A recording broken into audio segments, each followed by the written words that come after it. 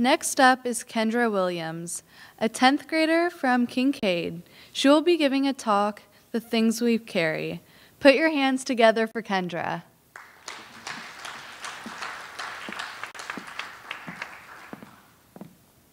Hello. My name is Kendra Williams. I'm a sophomore at the Kincaid School, and this is my first year doing a TEDx talk. This year, my presentation is about the things we carry. This year in my English class, we read a book called The Things They Carried by Tim O'Brien. Tim O'Brien is a very renowned author and is claimed by a lot of people to be the best author at explaining in a unique way the best testament to the Vietnam War. Now, we discovered that Tim O'Brien writes in a style called nonlinear writing. I wasn't very familiar with this writing until, I got a few grades back that said I wasn't supposed to write like this. But since we weren't familiar with that type of writing, our class was given the task to write a nonlinear piece. So I wrote my nonlinear piece on bullying. I said, and in my nonlinear piece, I had this quote: "Sticks and stones may break my bones, but words will never hurt me. It will all get better one day." We've all heard this from some of those half glass type full types of teachers that you can almost convince you don't have homework that day. Or you've heard it from your parents when you've had a terrible day at school. The sad thing about all of these people is they actually believe this sad, smelly piece of crap. Granted, my narrator was very sassy, but didn't she have a point?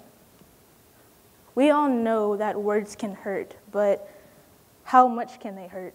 And when you think about words, you think, in Tim O'Brien's case, well, how do you write them? How do they express our nation? Even explaining the hypothesis called Whorfianism or Sapir-Whorf hypothesis. In this hypothesis, it says that some linguistic categories or linguistic words can affect your non-linguistic behavior. So, why carry? Why did Tim O'Brien use the things they carried? Now, the things they carried it means that you carry emotional baggage, in their case, you carry hundreds of pounds of baggage with artillery, pounds and pounds of guns and other types of things in Vietnam, in a home that's not even your own. So what it got me thinking while I was writing my nonlinear piece, what do we carry? What do I carry? I carry bags of books that hurt my shoulders, a stress for an upcoming test this week in world civilizations that's going to be intensely hard. But what do we carry as a society? We carry burdens and burdens of emotion, and not just one of us, but all of us as a whole. So it got me thinking about another thing. Why do we carry things that burden us so much? We carry things like bullying. We carry things like a guilty conscience, like Tim O'Brien. We see that not all of his stuff that he writes in his book is completely true, but the emotion is there. We see that he might not have actually been in a very deep pile of, what's a better word than crap. He might have not actually been in a field full of that, but the emotion of sinking, the emotion of going nowhere, being stuck, is what he's trying to portray to us. So actually, as a society, we have been known to rise when others fail. At the moment, we might not be doing so well, but who cares? We know as a people that there's one thing that's always apparent when we look at ourselves. Bullying. You might be saying to yourself, bullying again? Yes, again. It's a constant problem that's now portrayed on TV, on movies, on everything you can think of. Books, the things that we carried. Things They Carried by Tim O'Brien. So what can you do about it? The theme for this TEDx talk is think big, then do it. What can I do? People say that I'm too young to make a difference. It's completely untrue. Anyone who has made a difference has been where we sat today, where everybody in this room sat today, in a classroom, studying for an upcoming test, stressing about finals that comes right before winter break. Get ready, guys. But we know one thing as a parent: bullying. 1 out of 4 kids today are bullied. 2012 statistic. 9 out of 10 LGBT kids are bullied or harassed online. It's not or anymore.